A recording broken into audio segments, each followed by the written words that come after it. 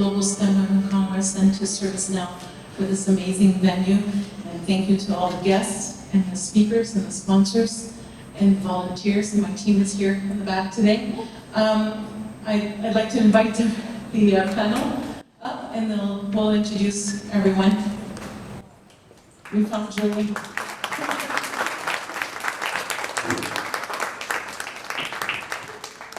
I think we have too many chairs. Okay, so this conversation aims to empower attendees to embrace their unique path, redefine confidence, and drive meaningful change, not only in their careers, but in the broader STEM community. I'm so excited to introduce you today this powerful group of women that bring together a diverse panel of women leaders in STEM and to discuss how they've navigated challenging work cultures, turned internal doubt into motivation, and learned to actively pursue their goals rather than remain on the sidelines and be active players in their career paths. And so before I hand it over to the panel for introductions, I want to introduce myself. My pronouns are she, her, hers. I'm the CEO of Expertis Solutions. We're an IT staffing company, and we're 100% certified women-owned business and CGLCC certified. If anyone wants to know more about that, we actually have a rep from WeBe Canada here today, so come and talk to me afterwards.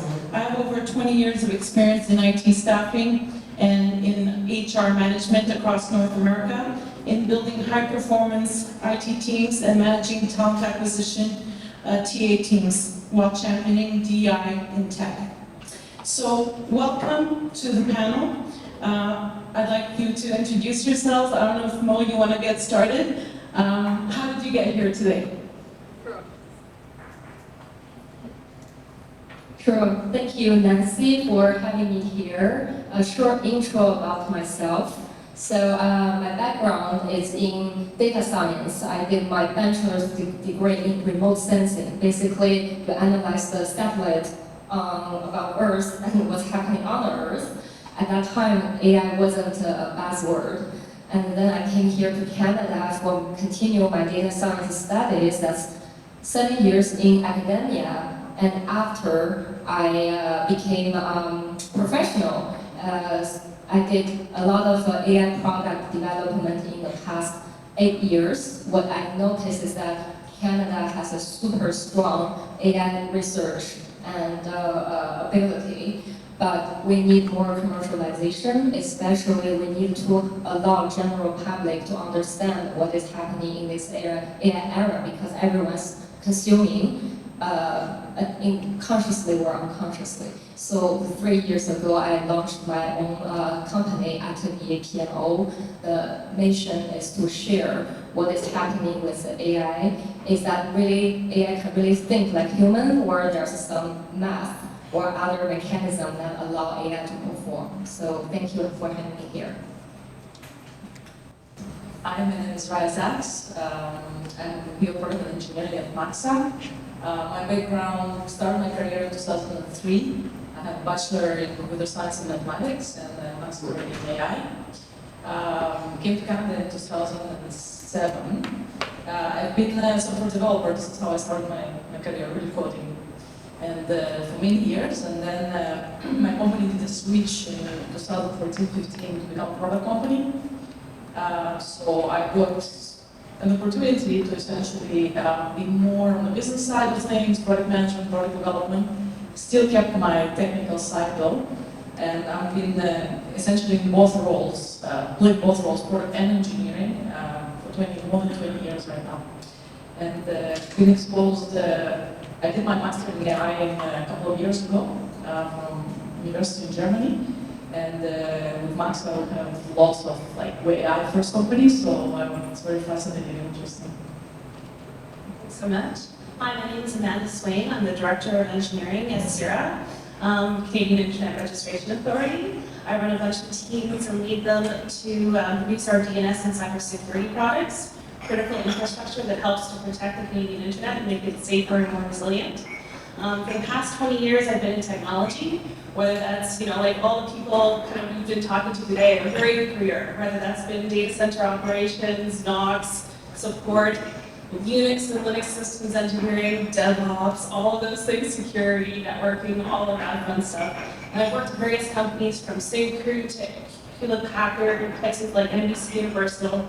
And for the past 14 years, I've been at CIRA. And I like to say I kind of have grown from individual contributor to senior leadership.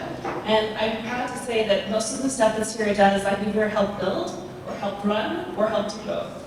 So it really has been nice to have the impact of being able to protect, millions of Canadians and with our DNS and cybersecurity products. So for me, it's not just passion about technology, it's also passion about leading empowered and inclusive teams. So really excited to be here today.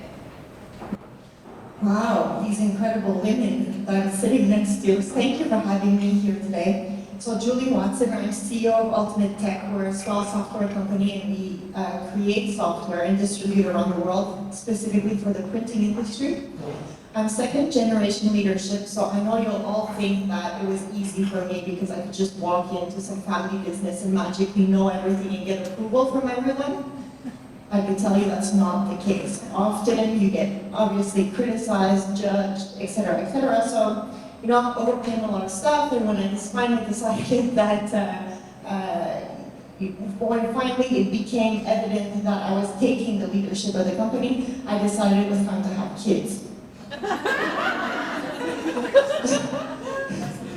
And to me it sounds like, oh yeah, normal, but to a lot of people they make me reflect upon this now that somehow in the past is that it's quite a challenging and unusual path, so I'm happy to share my experience with anybody who wants to learn about it. But more specifically, I'm happy to be here today because I really believe in this movement that we're creating with women, STEM Women Congress, but also I'm opening the Canadian chapter for Women in Tech Canada, which links to the global community.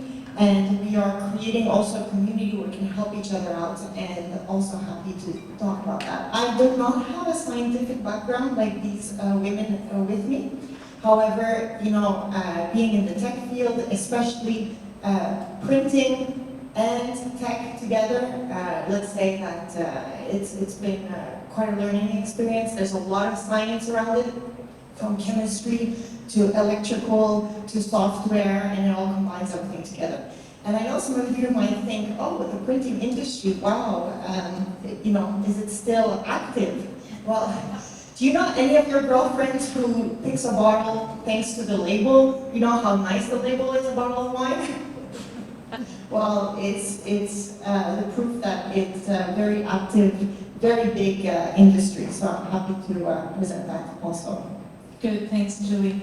I don't know if you want to keep the microphone, but let's dive into the first question. So, they say that hindsight is 2020.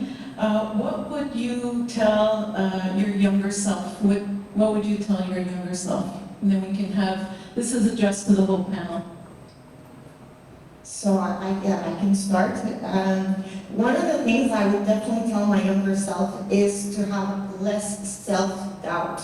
When we're young, we're trying to find our way. We are wondering, am I the right person for this job?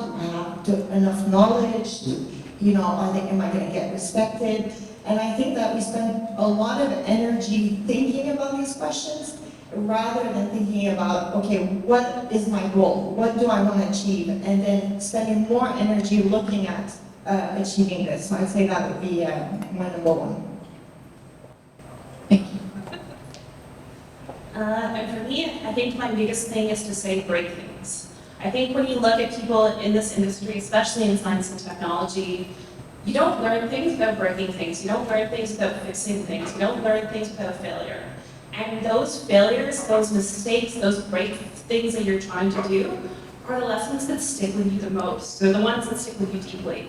Often, when I go to actually hire people, the number one question I like to ask them is, so tell me something that you messed up in your career technically, and tell me how you fixed it. And that really kind of goes to the fact of if you're not breaking things, are you learning? We just heard your skills are going to be obsolete in a few years. So if you're not constantly breaking, if you're not looking up to these people who are breaking and failing and learning, hard lessons, struggle. We kind of think is Is it a feature or a bug? Struggle is a feature. It's something that will inspire you and lead you and let you grow, and that's something that you have to do. So don't be afraid of that failure. Don't be afraid of that breaking stuff. And don't be afraid of owning up to those failures, because it's in those moments that are the most powerful and effective and will stay with you. Thanks, Amanda. I'm gonna steal that question from you. How do you break things? Raya? I think one of the important things, or what I would tell myself, is to really seek for a mentor or someone or ally, someone who can help you grow. Like I was extremely lucky with my manager for like 15 years. Gave me lots of opportunities, was a genuine investment in me, like in my growth. If you can find someone like that will invest in you, that will grow you, it's just priceless. So I would say search for it, look for those opportunities, build those relationships, you know. That's it.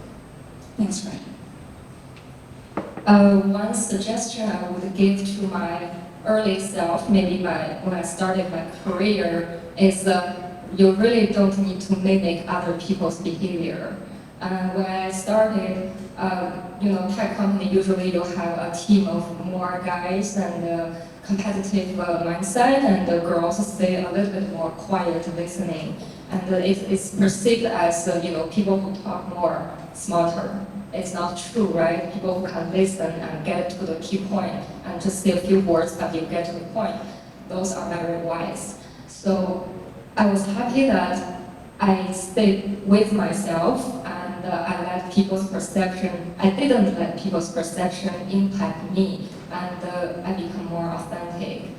So that's something I want to tell my younger self and also future generation, that our industry is shaped by alpha competitive men, but it doesn't mean you go in there, you have to continue playing their rules. You know their rules, but you can start with yours. Thanks, Mo. So let's dive into our second question. I'm sure that we've all had fantastic work environments and then some not so great workplaces. Julie touched on it. It instills doubt, and we question our capabilities and we begin to underestimate ourselves. And when we underestimate our value, we also have difficulty in salary negotiations. So I'm going to share with you an interesting statistic from Global News. In the broader STEM fields, women with bachelor degrees working in STEM made about 82% of what their male counterparts earn. And at Expertis, we speak to women all the time in IT and engineering roles, and we coach them on their salary expectations, because oftentimes they're like about 20K below their male counterparts. So that's how we work on bridging the gap. But we're essentially talking about imposter syndrome, and for anyone unfamiliar with the term imposter syndrome, can Raya, maybe you describe what that is? I'll try. Okay.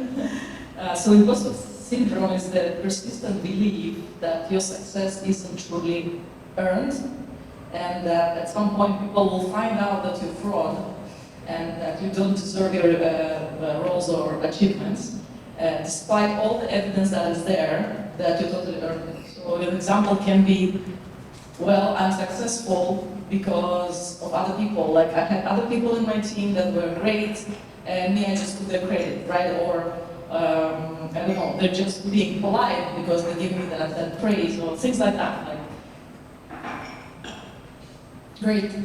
So how would you spot the difference between a toxic and supportive workplace? And that's to you again, Raya, but we'll move on to Amanda and So Joy. I think the supportive management, they encourage growth, back to my previous comment. Providing constructive feedback advocates for you, create psychological safety, most importantly, and where diverse perspectives are actually welcomed. Toxic management uses fear, blame, humiliation as motivators, gaslighting, takes credit for your work, undermines your confidence, or shuts down questions or different opinions.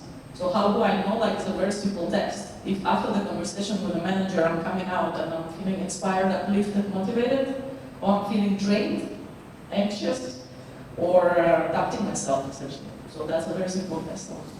Good, thanks, Raya. So, next question is for Amanda. How do you deal with imposter syndrome, and do you have any tips for the audience? Yeah, sounds good. So many times when we're in those moments of imposter syndrome and we're doubting ourselves, one of the quickest ways I like to show for people is go teach someone something. As soon as you have to go explain something to someone else, you suddenly realize, oh my God, I know so much about this. I didn't even realize how much I know, but it's in those moments when you're teaching that you have that power for yourself. One of the stories that I kind of have from someone on my team is they actually came from an economics background, which we've been seeing a lot of. And they said, I didn't want to get into science and technology. It seemed too intimidating to me. It seemed too much for me to get into, so I went into economics. But she ended up joining our team, and it was something where she actually started working with the engineering and data side of things. And so we started to give her some engineering and data tickets. And I kind of say constraint is the engine of innovation. It's when you have constraints, you're suddenly able to grow and be creative and build something that you didn't even know was possible. So because we gave her these engineering tasks that maybe were outside her wheelhouse, she's like, holy crap, I really like this. Actually, maybe I'm gonna go take a Python course. And this lady who was in an economic background is suddenly now a data scientist, making huge contributions to the teams. And she came out of, an recent integration programmer. There were lots of barriers in her way, but because she was given these small, concrete tasks that she was able to succeed in, it helped show her, it helped show everyone that and you are more powerful than you ever thought you could be. So, Thank you. Same question, Julie. Do you have any tips for the audience on dealing with imposter syndrome? I'd have to say, imposter syndrome for me is really related to insecurity, right? It's somehow we feel like there could be a reason why we won't do the job properly. And that's normal in the sense where everybody has imposter syndrome at some point and throughout their career. Even senior people have imposter syndrome at certain moments in times. So it's something that's, it's normal in a way, but there's a way to handle it. If we understand that it has to do with insecurity, we realize that maybe it's because I'm doing something new. Maybe it's because I'm going, into uncharted territory. And then it can make you feel scared, right? It can make you feel uncertain. However, this uncharted territory is what's going to allow you to grow. So I would say turn the focus around, and it's more about the fear can actually be excitement. And to think about, okay, I'm going to try something new. You have the skills, you have the know-how, you're savvy, you'll figure it out. Jump in, try, and you'll quickly realize that, you're a whole lot better than you're giving yourself credit for. So that would be my advice. Thanks. You're going to keep the micro, and then my next question is to you as well, and then Mo will be able to answer it as well. Why is it so essential to celebrate those small wins and make a big deal about them? We want to celebrate the small wins and really highlight them. So. Yes, definitely a lot of small wins. It helps to increase the confidence. But I'd have to say even more than that. Success isn't the end goal, right? Often we think, okay, once I get this degree or once I reach this level, I'll have made it. But in fact, it's a lot more about the journey. So these small wins and celebrating them on a daily basis, it keeps the momentum, it keeps the ride on this journey. And sometimes, to be honest, the small wins are actually the big wins. When I'm negotiating a contract with a new customer or something, it's not the signature on the end contract. Sometimes it's the little progress that you get to convince somebody to believe in you, to think that, you should go in this direction. For example, recently we developed a solution for a manufacturer, and when we got the specs, we knew it was all wrong. It was all wrong. We could have developed it as is, but we would have, it wouldn't have worked. So what we did is that we, had those discussions, and as you move and try to get the same alignment and the same understanding, all those little conversations become small wins and they bring you to their bigger win. So definitely really important. Yeah, good thing you changed it. Mo, same question. How do you celebrate the small wins and make a big deal about it? How I do, I have a question maybe for our public. Who have the habit of doing a weekly ritual, either for personal work or professional work? If you can raise your hand. Yeah, I see a few. Because for me, celebrating little wins comes to the ability to identify your little wins. Sometimes when you reach too high, we tend to ignore the small success that builds up, like Julie said. So I have a habit, weekly, Friday, I'm gonna do that today as well, to ask myself two questions. One is, what are the small wins I accomplished this week? That question allows me to reconnect with myself and to recognize those efforts that y'all are fruit. And the second question is, for those things that I haven't achieved, what I learned from that and what I can do differently. So that can be a habit, celebrating small wins, is to also reconnect with yourself, to take a breath and think what I'm doing, where I'm going, and what part of me is strengthened and developed through this process. Awesome. The next question is about the importance of building genuine and impactful relationships in a competitive field such as STEM. And the question's for Raya. What role has mentorship, either giving or receiving, played in your career path? I think I touched upon that a bit earlier.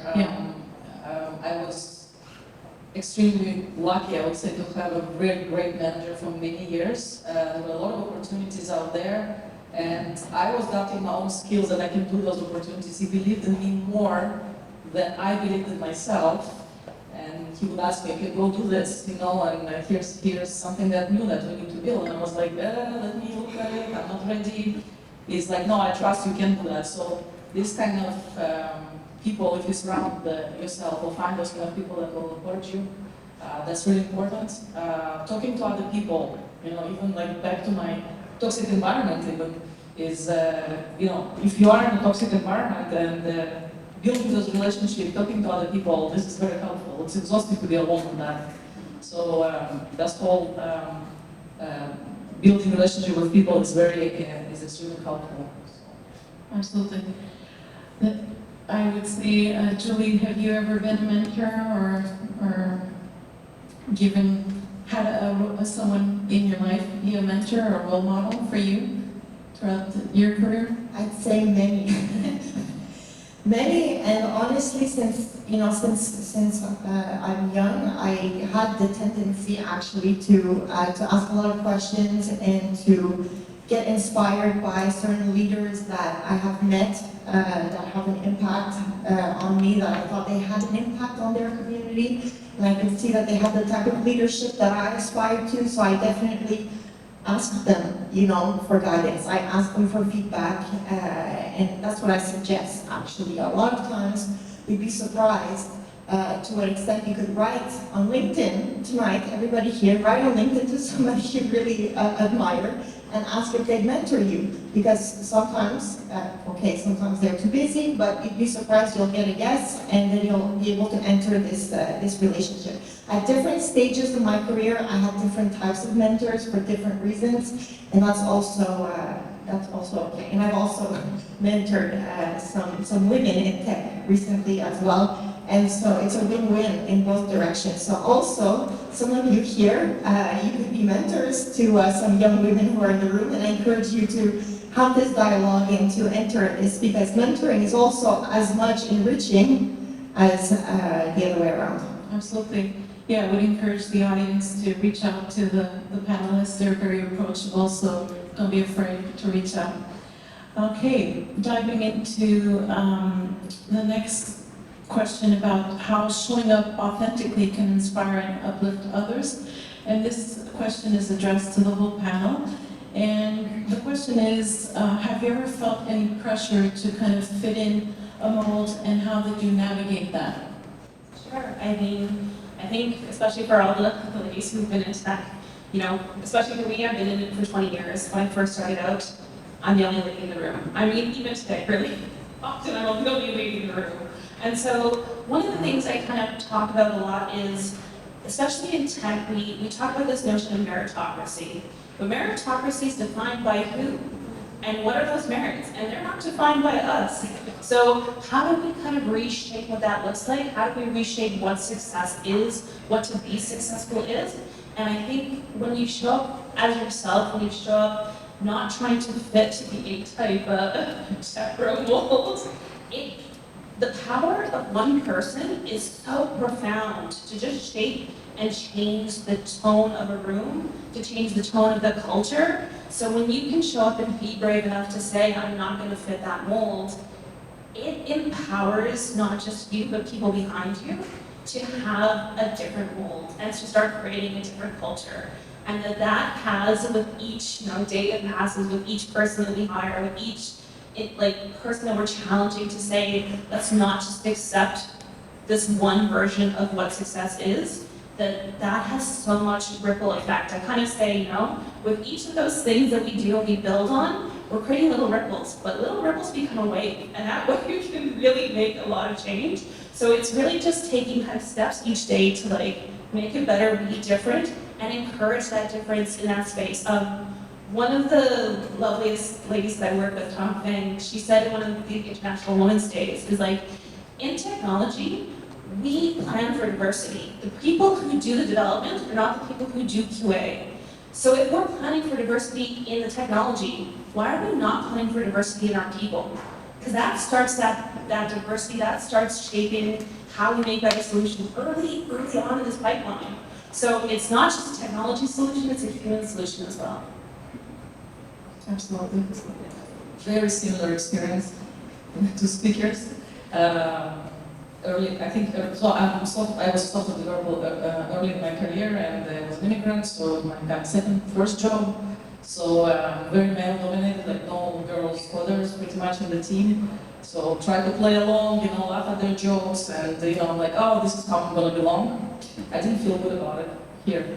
I was like, that's not me. I'm erasing parts of me. I don't have to do that. It's inappropriate. Sometimes inappropriate. And I don't have to go to that level, and yeah.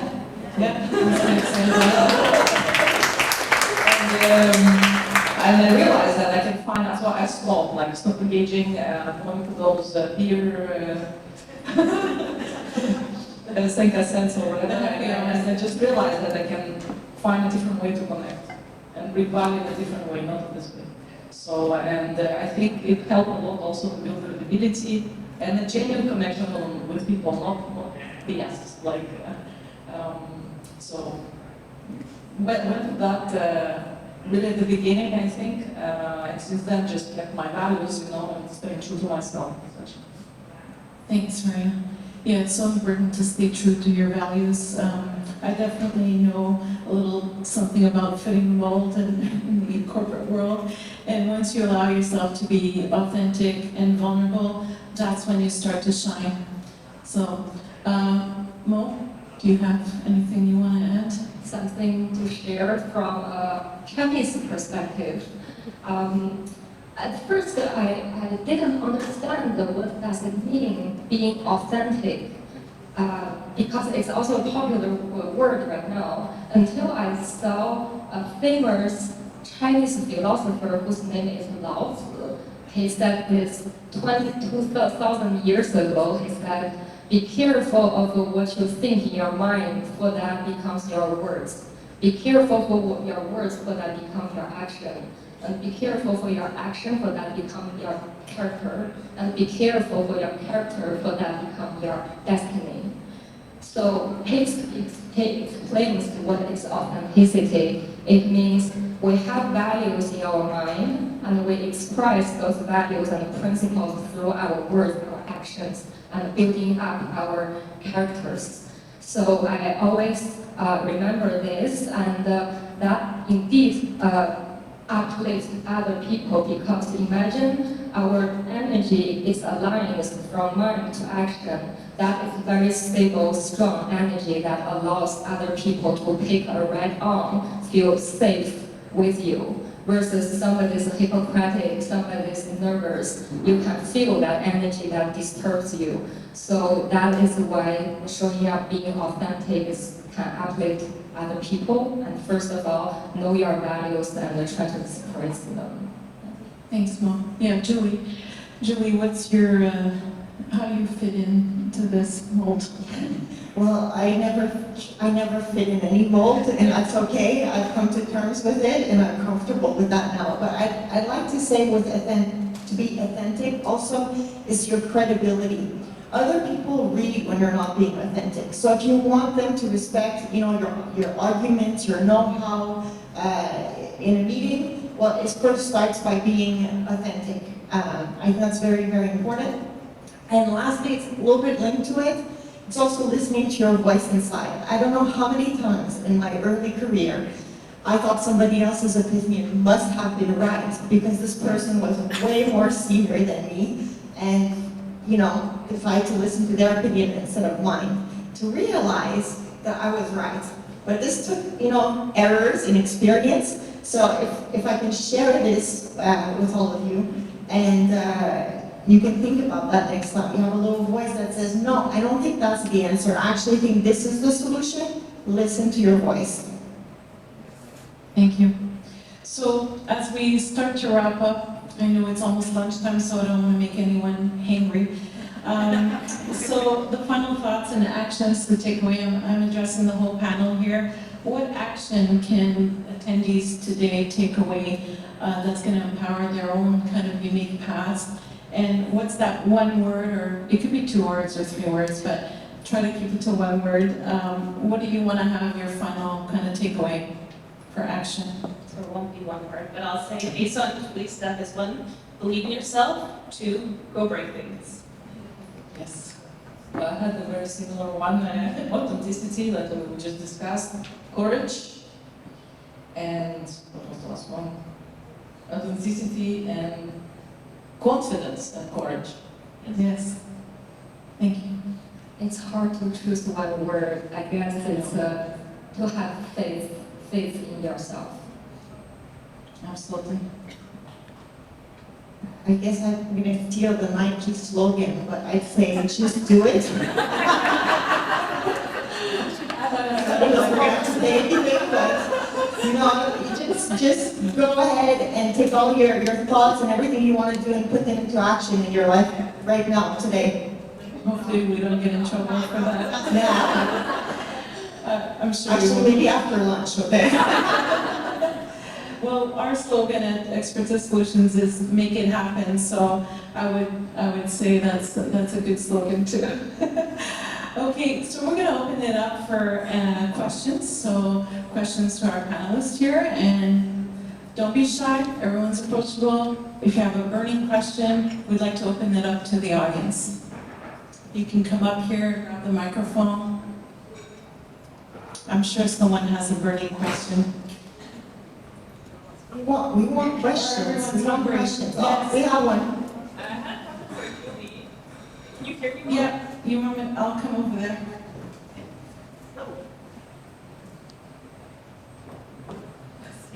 Thank you. I had a question for Julie. So at the beginning you mentioned starting your family and having your career kind of grow at the same time. I was curious to know how you navigated that, since it's sometimes, I'm sure, crossing all our minds how to make sure we stay relevant or be considered for promotion even though we want to start a family. Okay, so if I understand correctly, it's the family and work balance.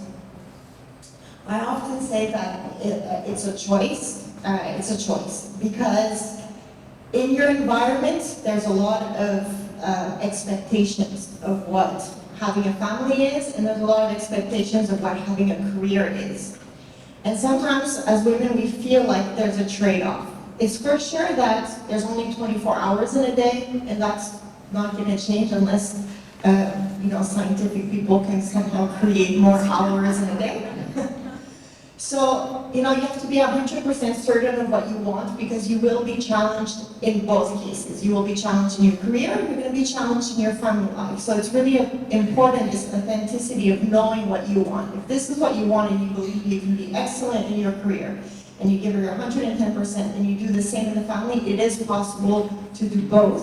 However, you do need to understand that you cannot please everybody, right? And it's really important to value yourself a lot at work and explain and showcase what you're capable of doing. And sometimes in the family area, I'd say sometimes you have to put little earplugs.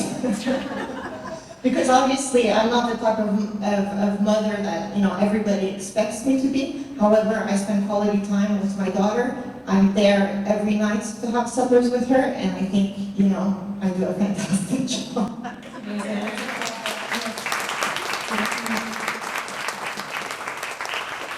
Does anyone else have any burning questions, or stomachs are starting to growl? Oh.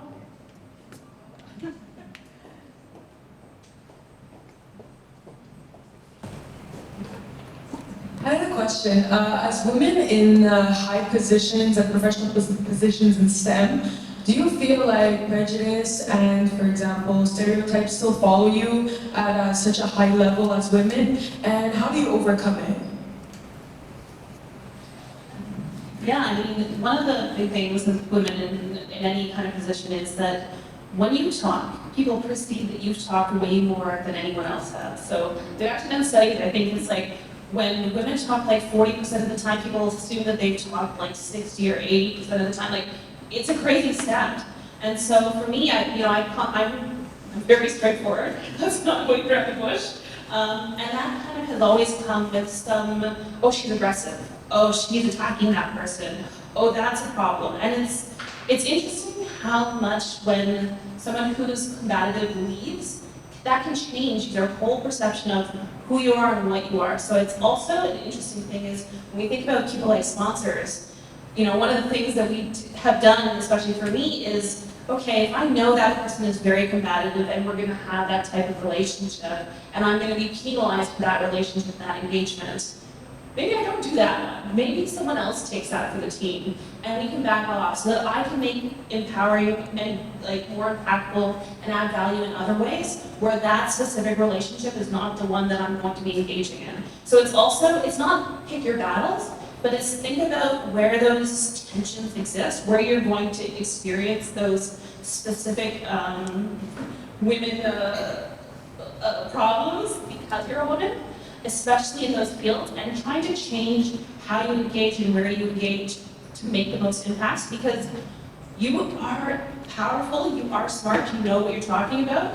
So make sure that when your communication is a huge part of people understanding that. So understand your voice and understand where your voice has power and where it doesn't. So you're not fighting battles that are useless.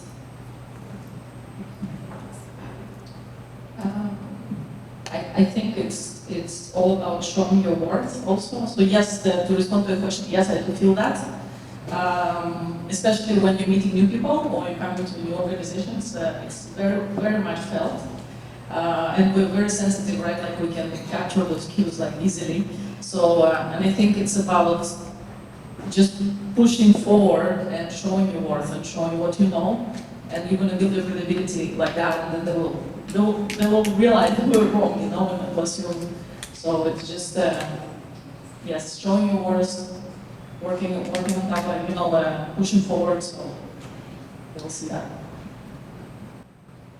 I'd just like to add a note to that, and it's for sure there's a lot of biases, and I live it on a daily basis, and there has been some evolution, but it's to be expected, right? And when I started my career, I kept thinking, oh, well, this person thought this person, wanted me to take the notes because I'm the only girl at the table. Sometimes I'm at a dinner where there's a bunch of decision makers in my industry. The first opening comment is, wow, you're outnumbered tonight.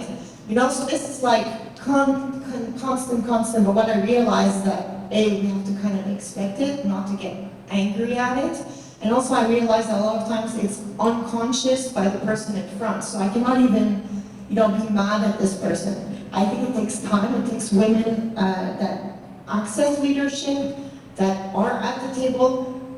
Maybe I was outnumbered, but I was at the table and I was taking part of the discussions. And we need to do this, and even if we have to explain over and over and over again, my motto is keep explaining. Keep explaining until they take you seriously. That's the only way to do it, my opinion.